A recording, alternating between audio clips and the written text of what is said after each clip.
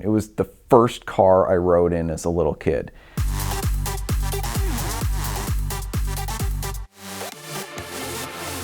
Any of us who had gasoline flowing in our bloodstream from an early age have our childhood dream cars.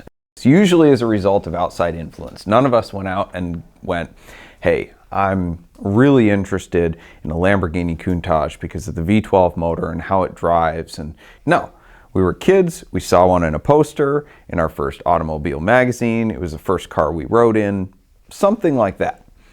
Through no fault of my own, one of my longtime dream cars was an Acura NSX. It was the first cool car I ever rode in. I mentioned a while ago that my parents were in the Amway business, and I may have given them a little flack for that. But back in the day, the Amway business was actually a really, really good company. And they sold great products, many of which I still use today. I use their deodorant. It works. My parents were quite successful at Amway. Their sponsor, who still does it today, was incredibly successful. So he came to visit one Easter and he brought his brand new 1993 NSX. And I was like 7 at the time. And I lived in Maine and you never saw anything like an NSX. And I, of course, wanted to go for a ride. I was so short and the car was so low that my dad had to put boat cushions in the passenger seat so I could actually see out the front. I swore we were doing like 80 miles an hour, you know, and of course I drove it as an adult and I realized that you really can't go any faster than about 45 without wrecking yourself. So the sensation of speed was blown vastly out of proportion, but I've been hooked on NSXs ever since then. And I went and visited him when I got older a fair amount. He was actually my first phone call when I got into the car business. I had quit the dealership I worked for and decided that I was going to sell cars, and I called him up and said, hey, I'm finding cars for people now. He said, okay, great. You know, I want a 2005 NSX. And he specifically wanted a yellow one to complement his red 93. So he would have ketchup and scrambled eggs. There was only, I think, 3 left in the country, and Acura was doing a $7.99 a month lease special. So I worked through the local Acura dealer in Cleveland, and I think they dealer traded for one in Texas, honored the lease deal, and then I offered to drive it out to New Jersey for him, because why wouldn't I? I'm 20, I'm just getting into the car business. Yes, I'll be happy to personally deliver your NSX, 400 miles away. And I didn't have anything better to do at that time because I had about 3 clients. So that was really, really cool that I got to kind of see this dream come full circle. And that was one of my childhood dream cars. It was also one of the first ones I sold to the guy who gave me my first ride in an NSX. When the lease came up on that car, I ended up then selling it off lease for him because there was some equity over the residual. So we both made some money there.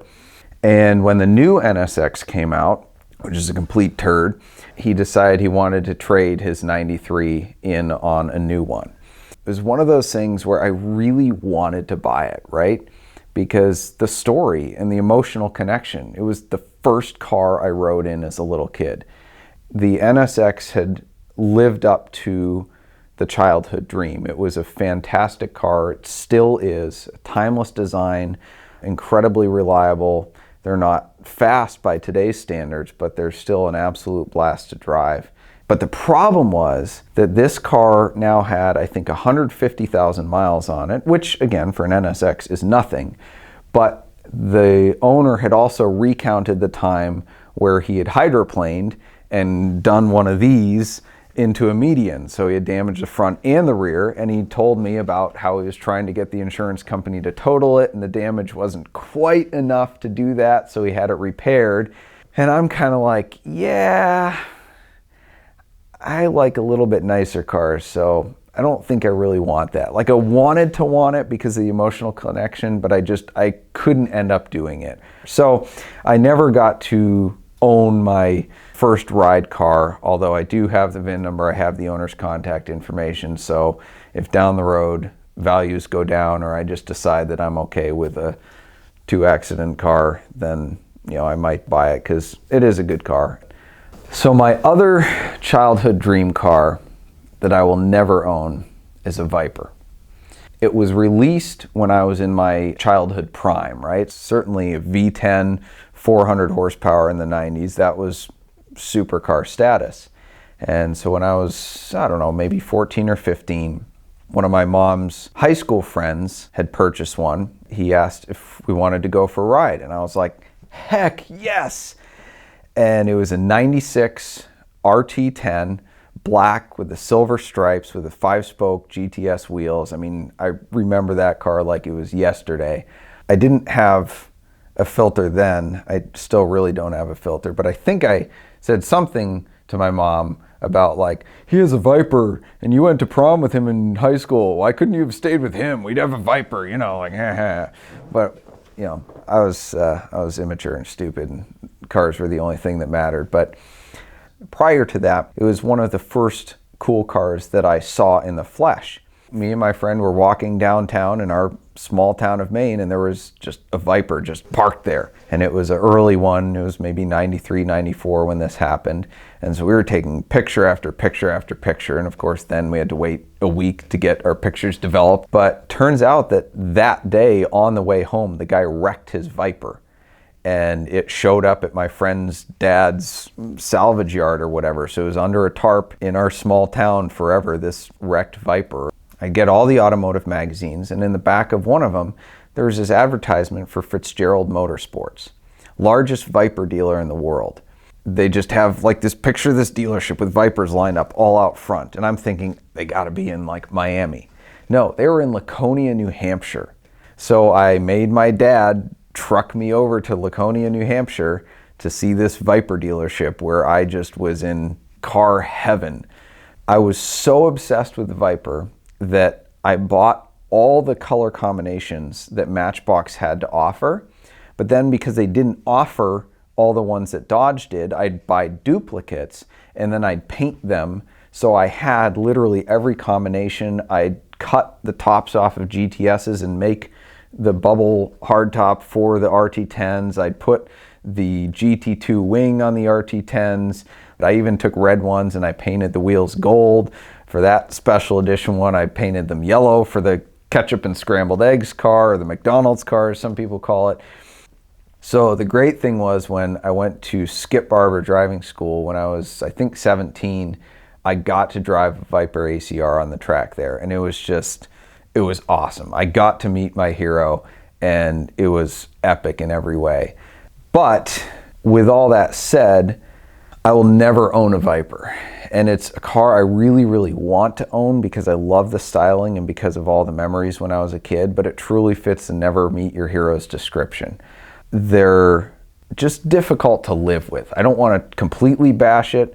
They certainly have head gasket issues and other cooling issues. One of the ones I had for a client in my shop had to be sent out to a Viper specialty shop because you pulled the oil and friggin' looked like coffee with cream in it, and so they had to spend a few $1,000s to get that addressed. The glue that they used to hold the plastic on smells like raw, stale fish. I mean, just like, I can't stand the smell when you get in them. And the plastic parts rattle off the inside, and some of them you have to hold the door panel on when you shut it, and it'll stick when you reopen the door, and the air conditioning is terrible. It's, as Jeremy Clarkson describes it, an asthmatic wheezing through a straw. The clutch pedal is like 6 inches farther out than the other two pedals, so you have to kind of lean. The bell housing for the transmission and the fender well just give you no room, and your pedals are offset, and it's not a great experience. I wanted to love them as I got older, and I certainly had great experiences with them growing up, but it's a car I never could live with. So that was definitely one of those never meet your heroes experiences, and why I'm disappointed to say I'll probably never own a Viper, even though I really want to own one.